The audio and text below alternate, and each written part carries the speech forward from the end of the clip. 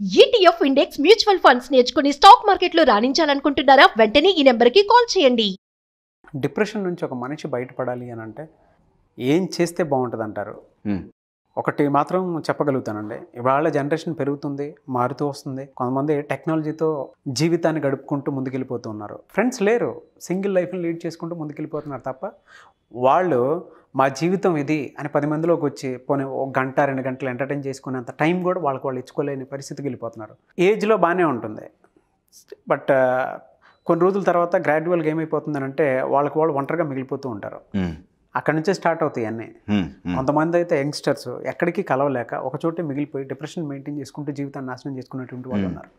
అటువంటి వాళ్ళ కోసం ఈ వీడియోలో ఏం చెప్తారు? నిజంగా డిప్రెషన్ అనేది ఉండకూడదండి. మన చుట్టూ మనకు తెలియకుండా పాజిటివ్ ఎన్విరాన్మెంట్ చాలా ఉంటుంది, అది వాళ్ళు ఐడెంటిఫై చెయ్యాలి. ఎలా?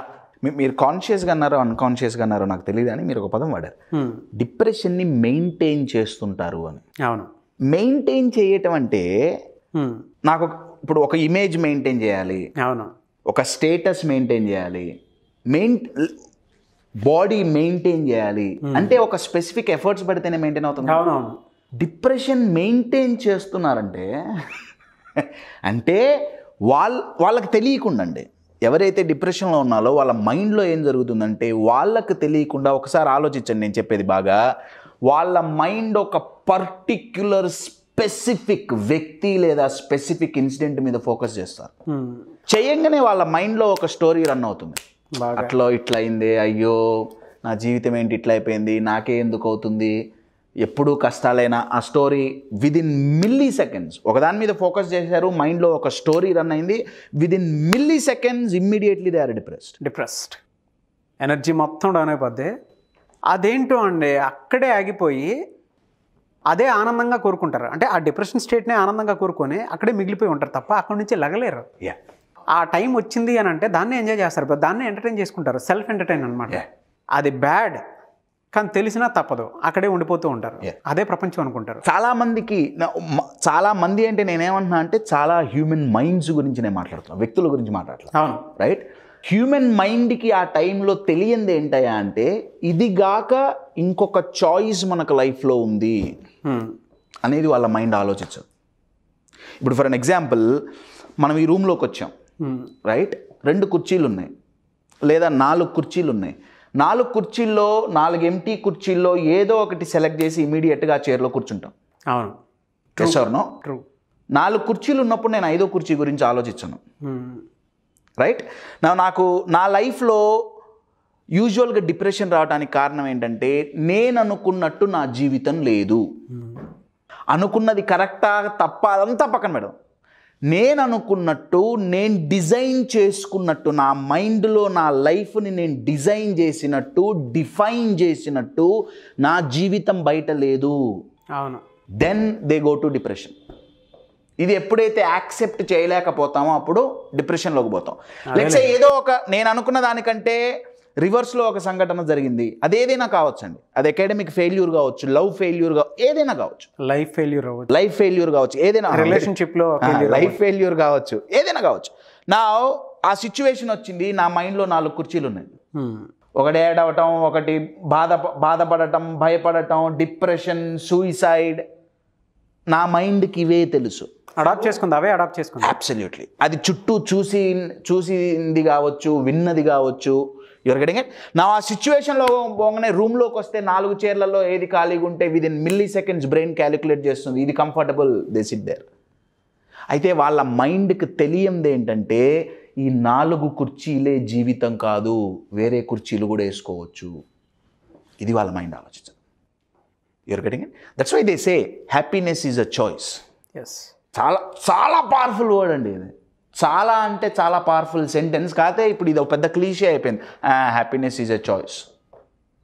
You're getting it. As you said, వాళ్ళ మైండ్ అన్కాన్షియస్గా దాన్ని చూస్ చేసుకుంటుంది. రీజన్, నా లైఫ్ అనుకున్నట్టు జరగలేదు. I will give you an example. మీ స్క్రీన్ మీద ఒక ఫోటో వస్తుంది, just look at the photo అండి. ఇక్కడ 2 డిఫరెన్షియేషన్స్ ఉన్నాయి ఫోటోలో. ఒక పక్క ఆ అమ్మాయి ఒక గార్డెన్లో కూర్చొని ఉంది, చుట్టూ ఫ్లవర్సే, రైట్. అయినా నా దగ్గర ఏం లేవు, నా దగ్గర ఫ్లవర్సే లేవు అని కూర్చొని ఉంది ఏడుస్తూ, డిప్రెస్ అయ్యి. సెకండ్ సినారియో పైన ఫోటోలో పైన చూస్తే ఆ అమ్మాయి దగ్గర ఒకటే ఫ్లవర్ ఉంది, బట్ ఆ ఫ్లవర్తోనే వెరీ హ్యాపీ, వెరీ జాయ్ఫుల్. జరగడం అంటే ఒకటే ఉంటే తృప్తి పడమని నేను చెప్పట్లా.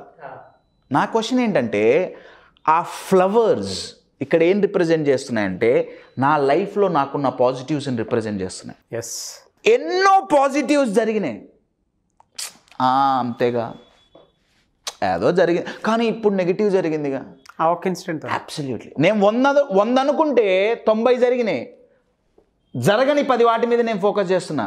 డిప్రెషన్, నిరాశ. మీరు ఒక పదం వాడారండి చాలా తెలుగులో, నిరాశ. నిరాశ నుంచి బయటికి పోవాలి అంటే ఏకైక అద్భుతమైన వెపన్ ఆశ. Yes, absolute true. ఈ సెంటెన్స్ బాగా వింటుంటామండి, బతకాలన్న ఆశ లేదు. అవును. సో ఎవరైతే డిప్రెషన్లో ఉండి సూసైడ్ వేయబోతున్నారో వాళ్ళ మైండ్ ఏమి చూపిస్తుందంటే చనిపోవటానికి రీజన్స్ చూపిస్తుంది. దాన్ని బ్రేక్ చేయాలంటే బతకటానికి ఒక పవర్ఫుల్ రీజన్ చూపించామా? నేను ఎంతోమంది సూసైడల్ టెండెన్సీ ఉన్న వాళ్ళతో కూర్చున్నానండి లాస్ట్ 10 yearsలో.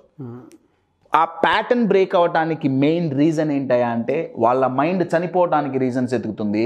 నా పని ఏంటయా అంటే వాళ్ళ మైండ్కి బతకటానికి ఒక పవర్ఫుల్ రీజన్ ఒక్కటి చూపించామా? అది ఎలా ఏంటి వాళ్ళ మైండ్ ఎత్తుక్కుంటుంది. రైట్ నా వాళ్ళ మైండ్ చూడట్లా. ఇందాక ఇమేజ్లో చూసినట్టు చుట్టూ ఫ్లవర్స్ ఉన్నాయి, నేను చూడట్లా. You're getting it? చూడగలిగిందా? అరే బతకటానికి ఒక ఆశ ఉంది అన్న వాళ్ళ మైండ్కి అర్థమైందా? అది ఎలా చేయాలి, ఏం చేయాలి, వాళ్ళ మైండే ఎత్తుక్కుంటుంది. ఎస్, ఎందుకంటే హ్యూమన్ మైండ్కి ఆ పవర్ ఉంది. My dear friends, Asha, it's hope. Hope ఉందా బతకటానికి స్కోప్ ఉంటుంది. Hope gives scope to live. My dear friends, లైఫ్లో అన్నీ అనుకున్నట్టు జరగవు. ప్రాబ్లమ్స్ లేని లైఫ్ ఉండదు, ఫెయిల్యూర్స్ లేని లైఫ్ ఉండదు, అనుకున్నవి అనుకున్నట్టు జరగదు. ఇది ఎప్పుడైతే మెంటల్గా ఫిక్స్ అవుతామో అలా డిప్రెషన్ అనే థాట్ మైండ్లోకి రాదు. అట్లీస్ట్ పిచ్చి పిచ్చి క్యాలిక్యులేషన్స్ అనిపోతాయి. అబ్సల్యూట్లీ. ఆ క్యాలిక్యులేషన్స్ వల్ల మైండ్ అంతా మ్యానిపులేట్ అయిపోతుంది. అవును, పొల్యూట్ అయిపోతుంది.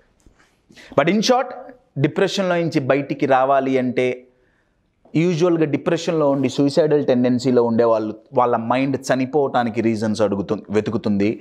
బతకటానికి ఒక్క రీజన్ చూపించగలిగామా? They pick up. Thank you so much Ammiyan Kashyap garu. Thank you Nagaraju గారు.